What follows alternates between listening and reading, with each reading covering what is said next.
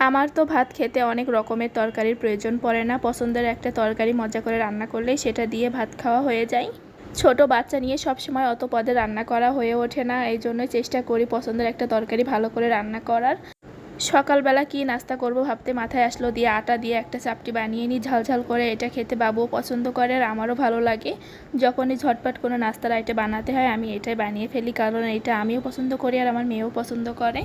মেয়ের বাবা তো অফিসে, এজন্য মা মেয়ে দুইজনের জন্যই 2 পিস বানিয়ে নিলাম। বাবু একটু খাবে আর বাকিটা আমাকেই খেতে হবে। তারপর এখানে ভাবছিলাম যে দুপুরের জন্য কি রান্না করা যায়। তারপর মনে পড়লো বাসায় তো ওল আছে, আর ওলটা বেশি দিন রাখলে কিন্তু নষ্ট হয়ে যাবে, এজন্য ওল দিয়ে একটা রেসিপি বানিয়ে নেওয়া যাক। তো এই ওল দিয়ে কিন্তু গতদিন আমি ওল ইলিশ রান্না করছিলাম, তো আজকে ভাবছি একটু অন্যরকম কিছু রান্না করি। তাই জন্য আজকে আমার পছন্দের একটা রেসিপি রান্না করছি। তো এটা কিন্তু সবাই অনেক পছন্দ করবে, আসলে অনেক বেশি মজার হয়। তো আজকে আমি দেশি মুরগি দিয়ে ওল রান্না করছি। তো এটা কে কে খেয়েছেন অবশ্যই কিন্তু জানাবেন। আর যশোর জেলা যারা আছেন তারা তো অবশ্যই এই রেসিপিটা খেয়েছেন, তাদের কাছে তো আর বলার কিছুই নাই। অবশ্যই আপনারা জানেন যে এটা কত বেশি মজার হয়।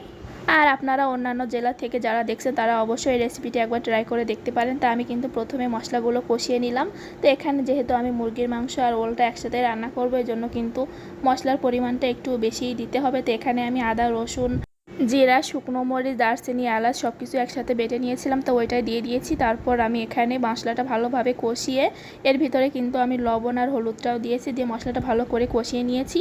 তো কষানো হয়ে যাওয়ার পরে এখানে আমি মুরগির মাংসটা দিয়ে দিলাম। তো দেশি মুরগির মাংস দিয়ে রান্না করলে কিন্তু এই তরকারিটা অনেক বেশি মজার হয়। তারপর এখানে আমি মাংসটা ভালো করে কষিয়ে নিচ্ছি। তাই এদিকে কিন্তু আমি ওলটা কেটে একটু লবণ পানি দিয়ে ভাপ দিয়ে নিয়েছি। একটু বেশি সময় ধরে ভাপ দিতে হবে, তাহলে কিন্তু ওল থেকে আর কোনো গাল চুলকাবে না। ওলগুলো আমি এখন মাংসের ভিতরে দিয়ে দিলাম, দিয়ে সব কিছু এখন একসাথে ভালো করে কষিয়ে নিব। তেলটা উপরে উঠে আসা পর্যন্ত কিন্তু একটু সময় নিয়ে এটা ভালোভাবে কষিয়ে নিতে হবে। তার মাঝে একটু বলে রাখি, যারা আমার ভিডিও নিয়মিত দেখেন কিন্তু পেজটি এখনও ফলো করেনি তারা কিন্তু অবশ্যই পেজটি ফলো করে দিবেন। আর যারা ইউটিউব থেকে দেখছেন তারা চ্যানেলটি সাবস্ক্রাইব করে পাশে থাকা বেল বাটনটি অন করে রাখবেন, তাহলে কিন্তু ভিডিওগুলো আপলোড দেওয়ার সাথে সাথে আপনারা দেখতে পারবেন। আর এখানে আমার কিন্তু ভালো করে কষানো হয়ে গিয়েছে, এখন আমি আবার একটু কষানোর জন্য পানি দিয়ে দিচ্ছি। তা ওল যেহেতু একটু সময় লাগে এজন্য আমি পানিটা পরিমাণ মতো দিলাম। এই পানিটা কিন্তু আমি কষানোর জন্যই দিয়েছি। তা মাংসটা কষানো হয়ে গেলে তারপরে কিন্তু আবার ঝোলের জন্য পানি দিবেন। তা ঝোলের জন্য পানিটা একটু বেশি পরিমাণে দিবেন, তা না হলে কিন্তু পরে আর ঝোল থাকে না, ওলটা সবটা টেনে নেয়।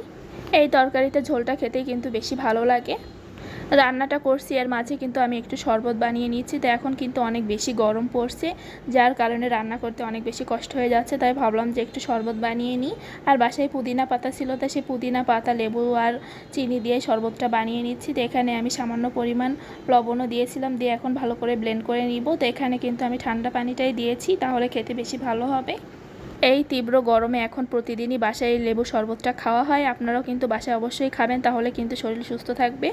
এই গরমে যেহেতু প্রচুর ঘাম হচ্ছে এই জন্য কিন্তু আমি বাবুকেও এটা খাওয়াই। বাবু তো এই গরমের মধ্যে কিছুক্ষণ পরপরই পানি খেতে চায়, এর জন্য আমি এই লেবু শরবতটা বানিয়ে তাকে খাওয়াই। তো আজকের ভিডিওটা এই পর্যন্তই। সবাই অনেক ভালো থাকবেন, সুস্থ হবেন। দেখা হবে পরবর্তী কোনো ভিডিওতে। আল্লাহ হাফেজ।